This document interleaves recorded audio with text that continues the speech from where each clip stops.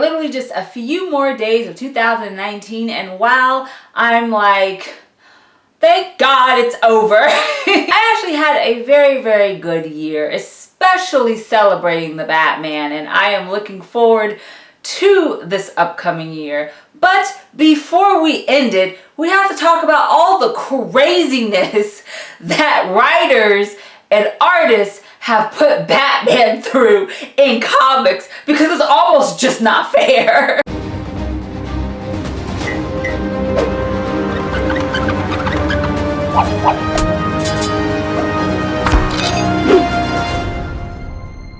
Welcome. Wow. What? Ah! Don't know what that is. Welcome back, Gothamites. If you're new here, hi. I'm London, aka History of the Batman. Welcome back to another Best Batman of the 2010s video. To round out 2019, I wanted to highlight the best of the Caped Crusader across all of our favorite visual media, and to look back at an entire decade of amazing content that has progressed and evolved the Batman and made us love him even more than we already do. If you haven't watched my other two videos, the first I did was the best Batman films of the 2010s, and my last video was the best Batman video games of the 2010s, which both of those will be in the description below if you are interested. For this video, I wanted to leave this one for last, I believe, so I guess it's fine. I wanted to highlight the top 10 best Batman comic books of the 2010s.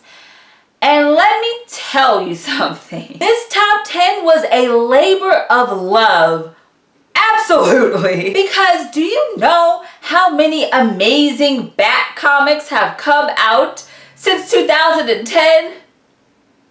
A lot, okay? So because this is a very important selection and a difficult one at that, this list I've curated showcases not only memorable moments within Batman's continuity over the last 10 years, but also how each of these stories have been important into the evolution of our celebrated character. So before we get into the best Bat comics of the last decade, why don't you subscribe to this channel, please, and become a part of this wonderful Gothamite community. Our number 10 story is called Undone. During Grant Morrison's Batman arc Leviathan, which began in the early stages of the DC Comics soft reboot The New 52, you learn that the incredibly sinister criminal organization Leviathan is just the brainchild of Talia al Ghul, who, by the way, is the mother to Bruce Wayne's biological son, Damian Wayne, and her rule over the League of Assassins. In 2013, tragedy struck when Talia ordered one of her clones, called the Heretic, to actually murder Damian Wayne, which of course all happened in the issue Batman Inc. issue number 8. I loved those covers that Kris did for that. I literally collected all the different variants of Damian looking like an angel, which of course that image is very reminiscent of the Batman R.I.P. image by Alex Ross, and we get it, you know what I mean? Love that kind of connection. Following this Leviathan series, obviously Bruce Wayne is going through some trauma, way more than he just normally does, mourning the loss of his son. And you see this troubling time for Bruce throughout the following issues after Batman Inc. number 8. Ironically, the story that speaks to his pain the loudest has zero dialogue, and yet is still an outstanding look at how human Bruce Wayne can be. And that is Peter J. Tomasi's Undone, which was originally published in Batman and Robin issue number 18. The comic basically follows Bruce and Alfred Pennyworth walking around Wayne Manor and just kind of being in their feelings, seeing all these things that remind them of Damian, who they've lost. But the moment that broke me though, reading this when it originally was published, was Bruce actually finds a letter that was written by Damian, and it has Damian talking about how he still wants to be a part of Batman's fight against the Leviathan, even though his own mother is the person behind it. And his biggest reasoning for that is just because Talia is the one that gave birth to him and gave him life, Bruce is the one that actually taught him how to live life to the fullest and as a good person.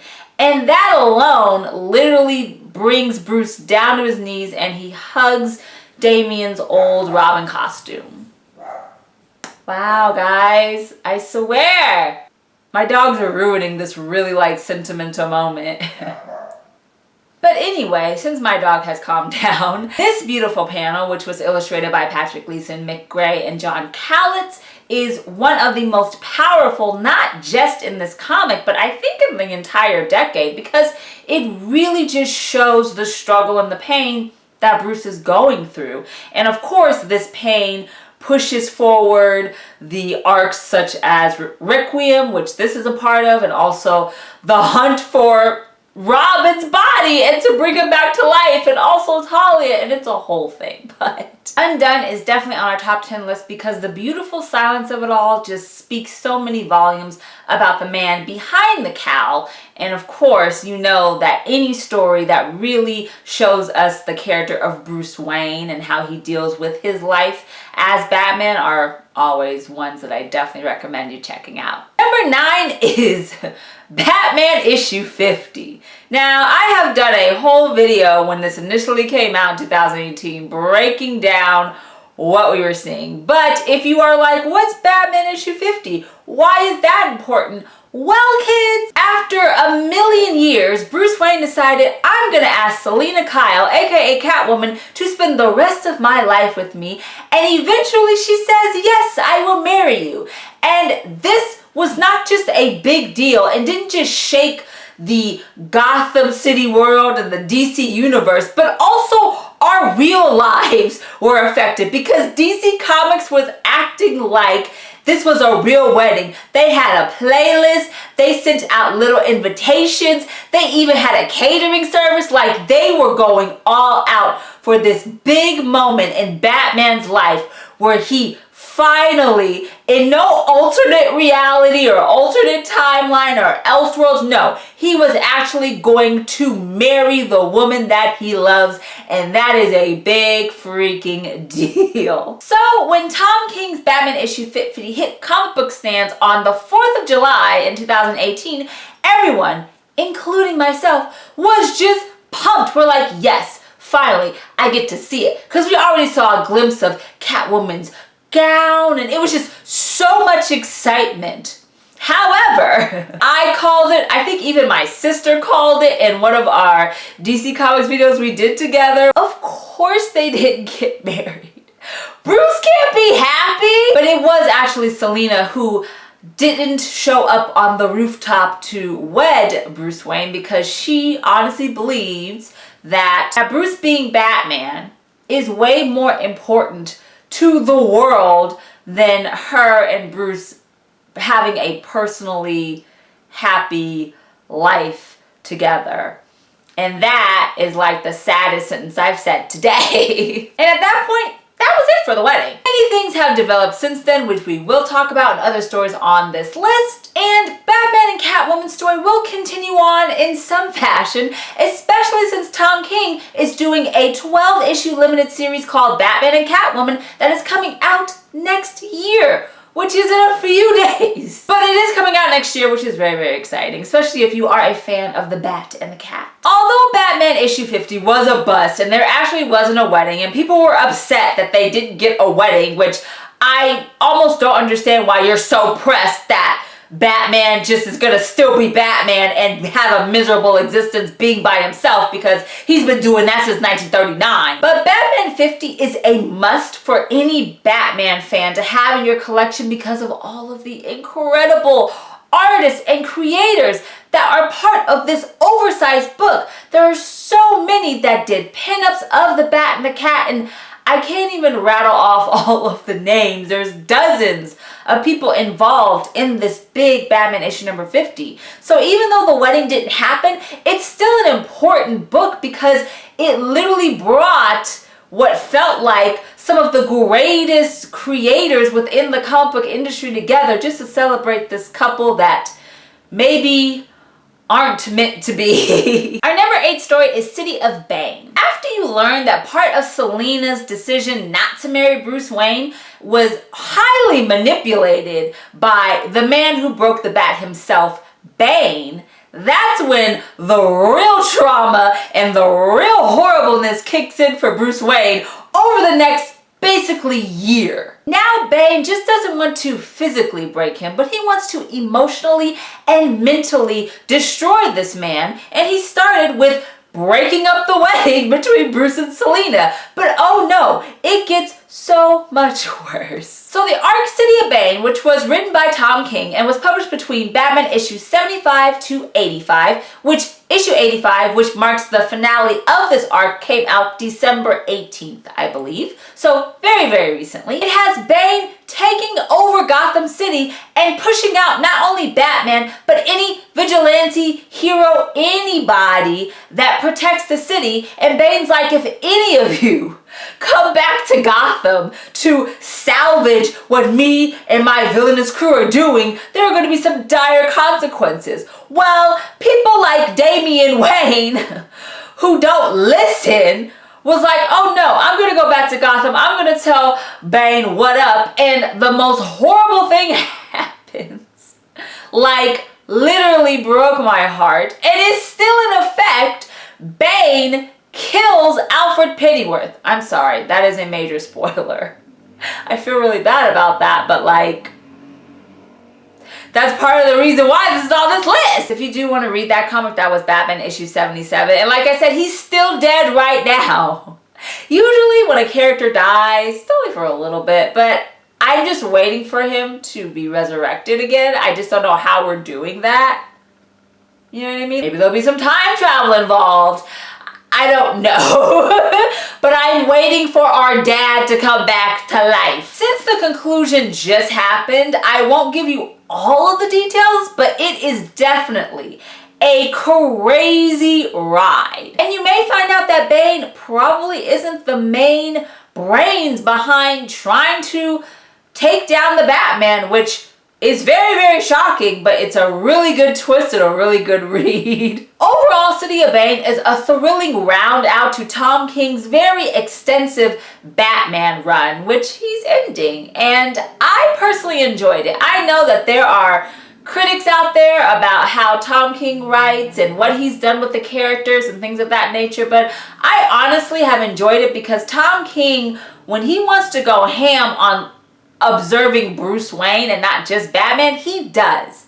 And I appreciate that because that really gives us a full look at this particular character that we love to read, watch, and play all the time. And also we see Batman and Catwoman working together, and then they confess their love to each other once again, and it's just all nice and sweet, and it gets you all pumped for Batman and Catwoman coming out in 2020. I'm lit. Number 7 I briefly want to mention because it is Flashpoint Knights of Vengeance, which I have briefly discussed Jeff John and Andy Kubert's limited series called Flashpoint, which originally came out in 2011, right before the beginning of the New 52. And of course, that series, which has many, many, many tie-ins and things of that nature, which is this Knights of Vengeance, that is a tie-in. It shows Barry Allen, who has gone to a completely different timeline and is like, why am I here? And everything is different, including the fact that the Batman within this Flashpoint universe is actually Thomas Wayne and not Bruce Wayne, because on that horrible night that Bruce literally thinks about 24/7 in normal continuity, Bruce Wayne is the one that is gunned down, and it is Thomas and Martha that witness the murder of their child. And because of this traumatic event, Thomas Wayne decides, I am going to become the Batman, a gun-toting, very lethal, I'ma kick your butt Batman. And Martha goes insane over witnessing the murder of her son and actually becomes this universe's Joker. And of course, this tie-in series follows Thomas trying to track down Martha, who is just committing just horribleness. Their interaction is particularly in the last issue of the tie-in series is really heartbreaking because Thomas informs Martha about Bruce Wayne actually living in another timeline, but he still has to go through the pain of being Batman. And it's a heartbreaking exchange, but I love it because A, it's super, super different than any other Batman and Joker encounters we've seen, And B, these stories actually made Thomas Wayne one of the most popular interpretation of Batman, and even Martha's Joker is celebrated. And this isn't the last that we see of Thomas Wayne's Batman. He is in many, many other books within the New 52, within DC Rebirth, even current stories right now. Flashpoint in general is something you gotta read. One of the best storylines within the last decade. But yes, Night of Vengeance, read that tie-in if you just want to focus on Thomas Wayne's Batman. Our number 6 story is 0 Year. Now, of course, Frank Miller and David Mazzucchelli's story, Batman Year One, which originally came out in 1987, was the first modern interpretation of the origin story that Bill Finger created back in 1939. However, when we were going into the New 52, creators Scott Snyder and Greg Capullo made a whole new origin story for a new generation of Batman fans, which was all encompassed in the arc 0 Year. Snyder's 3-series arc spanned across the Batman Volume 2 publication, and it began with issue 21 in 2013 and ended in issue 33 in 2014, showcasing the very complex journey of finding his true identity, because that is just the go-to theme of Bruce Wayne is having an identity crisis. The reader follows a very inexperienced Bruce Wayne as he tackles Golden Age mythology beautifully within a new modern era. He fights the Red Hood, which of course was originally Joker.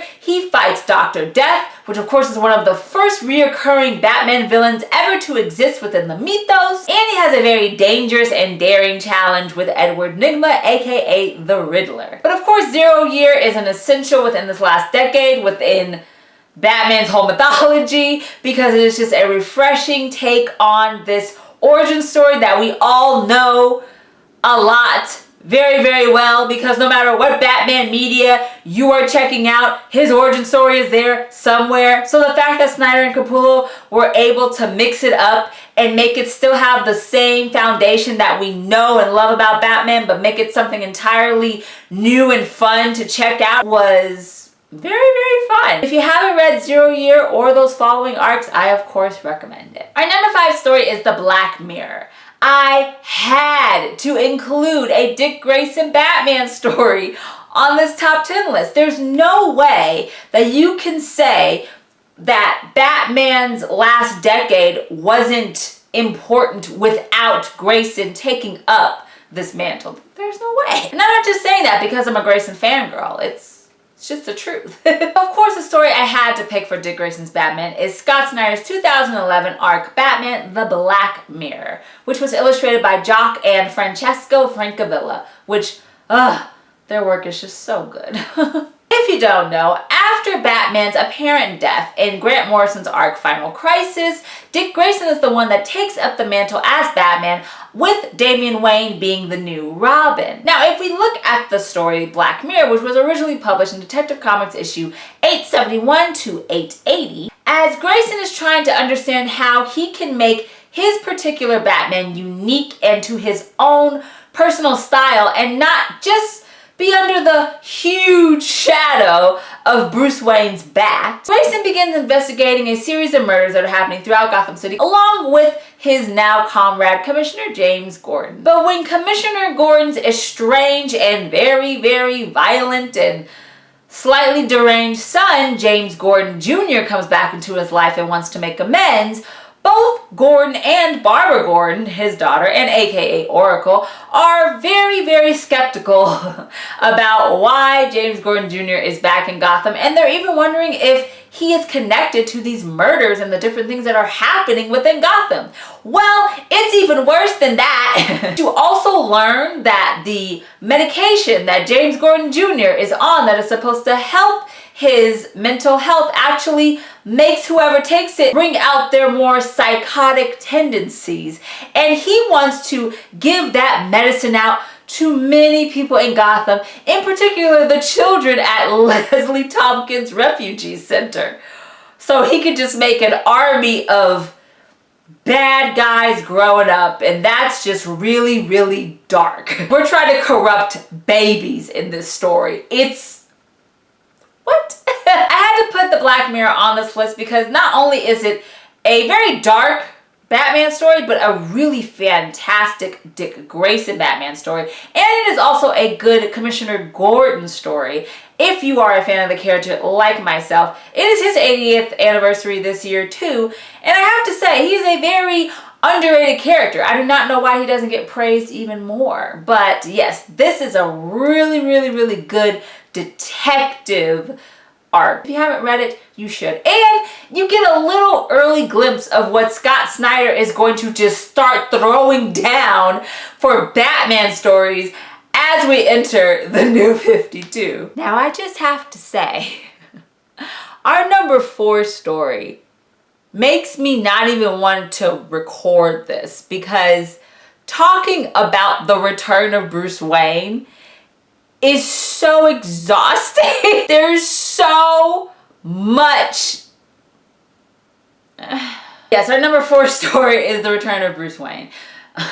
In Grant Morrison's 2009 to 2010 arc Final Crisis, as I mentioned in our previous story, I believe, Bruce Wayne confronts Darkseid and apparently dies. While Gothamites, the Batman family, everybody is mourning and trying to figure out how to go on about their lives without Bruce Wayne's Batman, Bruce is on his own really trippy, almost LSD-like journey, which is all laid out in Grant Morrison's 6-issue series, Batman, The Return of Bruce Wayne. While everyone in the DC Universe thinks that Bruce Wayne is dead, the Omega Beam that struck Batman while he was fighting Darkseid, which ultimately killed him, actually sent him all the way back to the Stone Age, and the entire arc is him following through time, trying to get back to the present in order to take back the mantle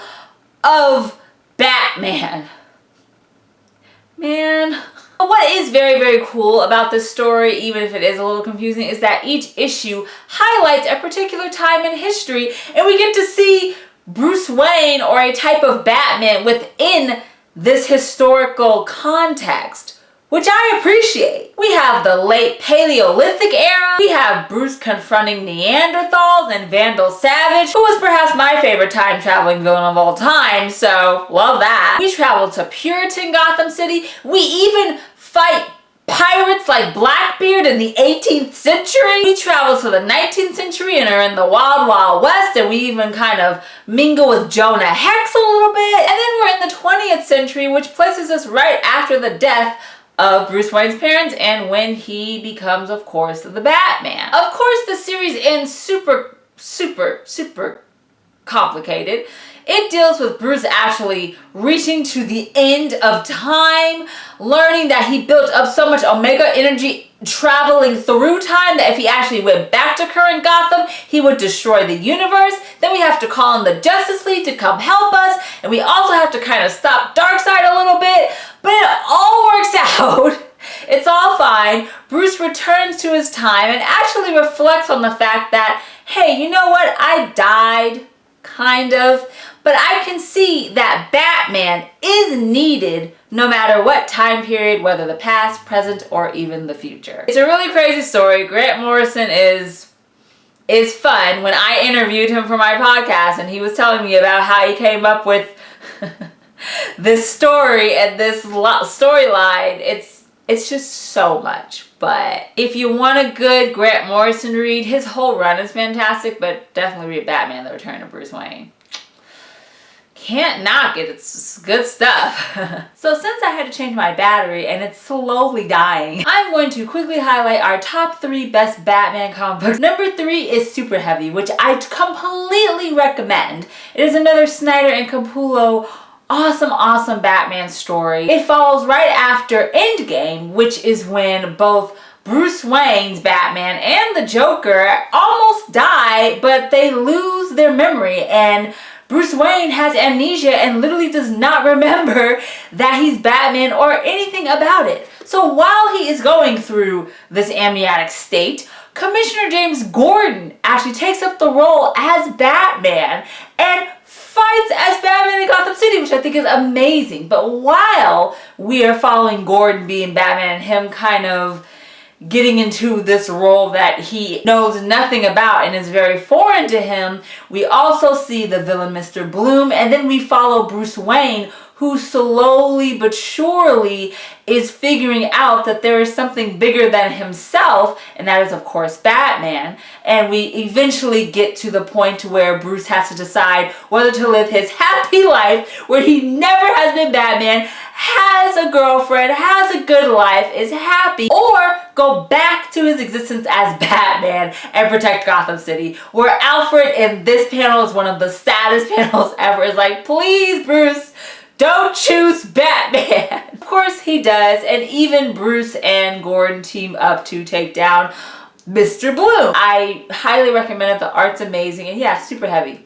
Gotta check it out. Our number 2 is personally my favorite Batman stories to come out from this decade. And that is, of course, Batman Death of the Family, because Joker is crazy and I'm here for it. At the beginning of the New 52, in Detective Comics issue number 1, the Joker at the very end, thanks to Dollmaker, cut off his face and he pinned it to the wall within the Arkham Asylum, and then for a period of time you don't even see Joker. And Batman's just like, I know this means something, but I don't know what it is. Well, he returns with his face stitched back on, crazier than ever, and now has a vendetta to go after each and every single Batman family member until it is just Joker and Batman together. Because Joker believes that the Batman family actually weakens Batman. Literally having a family, both literal and figuratively,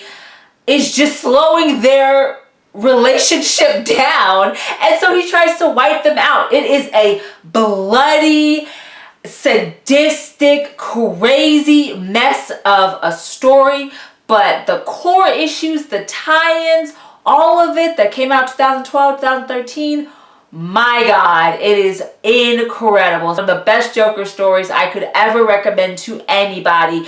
And it is one of the best to look at the dynamic between Batman and Joker. And it even puts a ridge between Batman and the Bat family. So Batman has to figure out what is most important, his crusade or his family. It's a lot to take in, but please, Death of the Family, which of course pays homage to Death in the Family, which also involves Joker, definitely a must read. And then, of course, our number 1 that it took me a really long time to figure what should really be at the number 1 spot.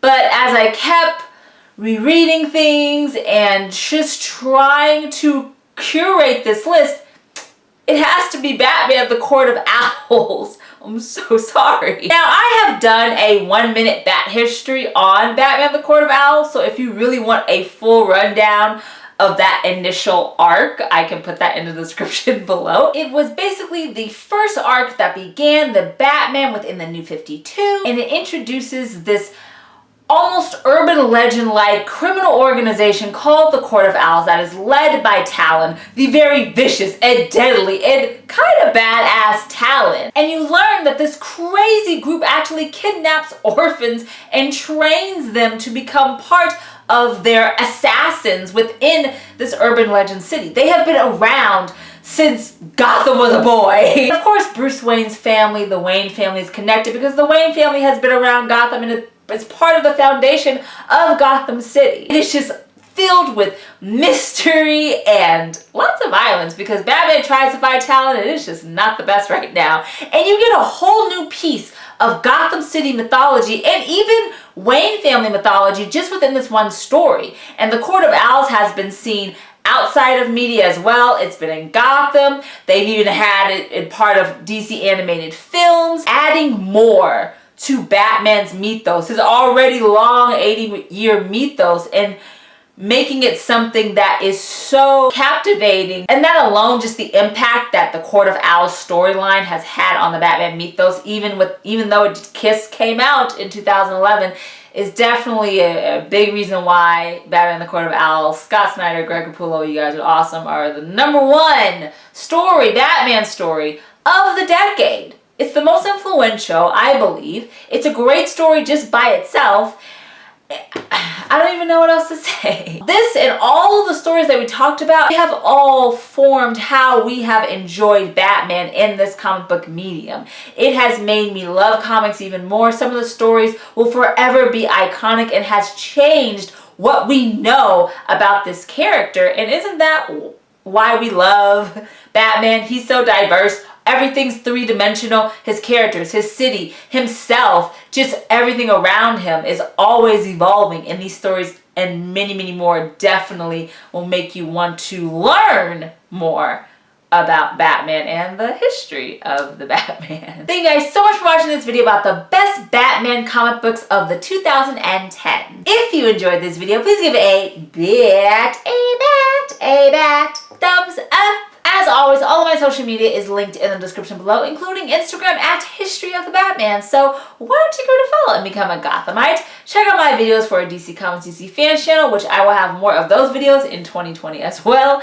And of course, please subscribe to this channel so you can become part of this Gothamite community. It would mean so much to me. I just want to thank anyone who has joined this community in 2019, who has supported History of the Batman on any and all platforms. Your support means everything to me, and you make talking about my favorite characters and mythology and media just 10 times more fun. And I have so much planned for next year that I've already been working on, and I hope to bring more fun and educational videos to this History of Batman YouTube channel for you guys to enjoy, and I hope that this community grows. Thank you guys so much for watching. If I do not talk to you before 2019 is over, I wish you all a very happy and safe and healthy new year, and we will have more History of the Batman soon, right here on YouTube.